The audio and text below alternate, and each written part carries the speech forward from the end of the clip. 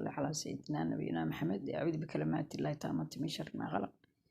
ها Soomaaliyeey seeliyahay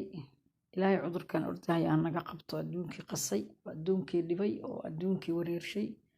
inta dhimatana Allah u naxariisto inta dhiman doontana Allah u naxariisto annakana Allah nooga daba naxariisto meed socdaana annaka dhan waan dhimanaynaa walaalayaal Soomaaliyeey waa ujeedin waqti xun baa lagu jira dawladda hala taageero dhibka la iska daayo propagandada la iska dhaafo ilaahay laga baqo ilaahay laga xishoodo iska daayo propagandada waxaan ogaaday hadda markaan aan bilaabay YouTube-kan oo aniga wax xun weligii kama hadlin mana ka hadlaay dadna ma caayinaay waxaan arkay dadka view-ga iyo like loo taabanayo yaa waa inaad caytantid waa inaad qaylisid waa inaad been sheegtid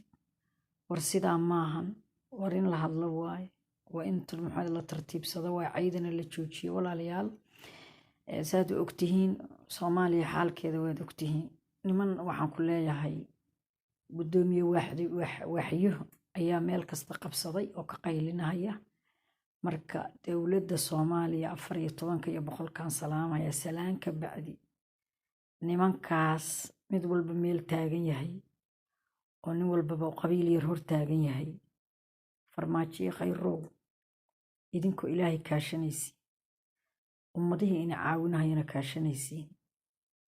wax ka qabta runta inii sheegayay shalayto wadaad fiirsateen Donald Trump madaxweynaha Mareykanka Donald Trump ayaa la yiraahdaa wuxuu damcay inuu New York uu ku soo rogo bandow 18 milyan baa degan gudoomiyaha gobolkaas meeshaas New York 18 milyan baa degan Soomaaliya 18 milyan ma tahay waa may ninkaas hal eray ayuu yiri uu jawaabay madaxweynaha wuxuu yiri taas waxaan u arkaa cunaqabatayn iyo hoos u dhac loo geysanayo gobolkan marka niman dad 500 1 milyan aan dhamayn xukuman baa waxay rabaan inay dawladii dhamayd u afduubnaato taas waa inaan la yeelin propagandada banaankana sharci baa caalamka ka jira saan qabo wasaaradda warfaafinta waa inay wax qabato dadkan banaanka ka orinahaya oo waxaan ku leeyahay suhafaagi oo dhan la leexday oo propagandada wada waa in loo sameeyo liisto aynan biri ka fakan haddii ilaahay idmo oo dalku israaco fahantii waxa weeye beenta iyo waxay daldalahayaan wax shaydaano ku farxo malaa'igna ka naxday nimankaas u daldalahayaan dambigoodana Allah naga dhaafo ayagana Allah soo hanuuniyo ragga Soomaaliyeed inkastoo aynan siyaasadda iyo dhaqaalaha ku heshiin laakiin fadhi ku dirirka iyo waxyaalaha cantara baqashka waad ku heshiisiin nimankaas marka waxa weeye dad badan baa heshiis kula waxay ku leeyihiin waxyaalahaas cantara baqashka iyo qabiilka iyo ololaha iyo beenta marka waxaan rajaynaynaa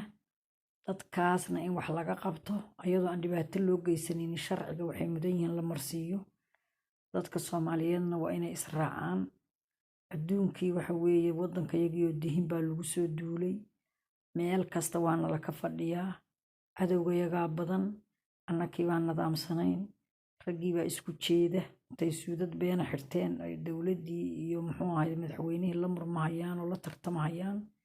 waxay rabaan qaar baa raba in lacag laaluusha la siiyo sida iyadoo waddanka laga xigo taas haysa socon anigu waa ka soo horjeedaa sababtoo ah waddanka waxaan ogahay shalay iyo daraad iyo tii koreysay midna dawlad la rabay iyo dawlad loo jilicsanaa iyo dawlad la raacsanaa ma jirtee waxaa laba nin oo dhalinyaro western ka tagtay baatiin oo wax baratay dawladaha intaa kaashatiin waddankan si fiican u qabto si fiican u nidaamiyo waxa la daldalayo warkaas ka baxa run bay tagi waxa weeye kuwa soo socdaana sidaas oo kale loo galayaa faylaha loogu dhagaya idinkana saas leen kugu dhagan yahay airborka aan dhamaystirnayn oo ciidda oo aan weli si fiican jaygii la saarin oo aan laami la saarin dadka inta soo sawiray dhahaya 43 milyan baad cunteen 43 milyan caalamka dhan horta shilalku waa ka dhacaan airborra duma maxamed ayagoo laamiya marka airport aan dhamaystirnayn oo ciida bay inta noo soo sawireen oo isku soo qabqabteen bay leeyihiin arka 43 milyan baa lagu cunay 43 milyan iyo 50 milyan waxay tahaba airboorku ma dhammaystirna walaalayaan airboor ciidan miyaad aragteen weligiin markaasi diyaarad laga bixinayana soo sawireen dadkaas allaha soo hanuuniyo xaal xun bay ku jiraan intaasana caawa ku dhammaynahayaa ragga soomaaliyeedna waxaan rajaynayaa fadhi ku dirarka iyo cantarabaqashka waad ku heshiisiin laakiin siyaasadda iyo dhaqaalaha kuma heshiisiin culummada soomaaliyeedna waxaan rajaynayaa inay ragga kala dhex galaan sida sheekh shariif iyo farmaajo sheekh shariif waa nin aad u fiican maasha allah tabaarak qofka been lagama sheego waa nin very lucky ah waa ninka waddanka habeeyey waa ninka turkiga keenay waa ninka idaacadaha furay ma fahanteen marka waxaan rajaynayaa inaad madaxweynayaashii hore iyo madaxweynaha cusub ee dowladdan la heshiisiiyo culummada soomaaliyeed ay ku soo baxdo dadka waa la heshiisiiyaa carab iyo ilka iskugu dhow waa isqaniinaan adiguna muxuu ahayd cabdullaahi farmaajo la heshii ragga dadka iska dhaaf hal qof xataa hadduu kaa soo horjeesta dhibkaada weeye iskala heshii waxaan dadkan waa dad dugaag noqdayo dhibkoodii baa batay markuu dadku halac noqdo halac hooyaday baa dhihi jirtay hebel waa helcoobe wuxuu u bartay qofku marka waxaan ku leeyahay halac buu dadku noqonaya laakiin sheekh shariif beenkuuma sheegayo aad u nasiib badnaa waa nin very lucky ah haddaad isfahantiinna waddanku horumar buu gaaraya asagee waxaa la mida idinka adaa kala taqaanida carrada marka ilaahay aynila qabto wax shaqeeya waa dadaalaysiin sidaas iyo nabadgelyo anigu dowladdan markasta taageeraya inta dowladda kasoo horjeedana allaha soo hanuuniyo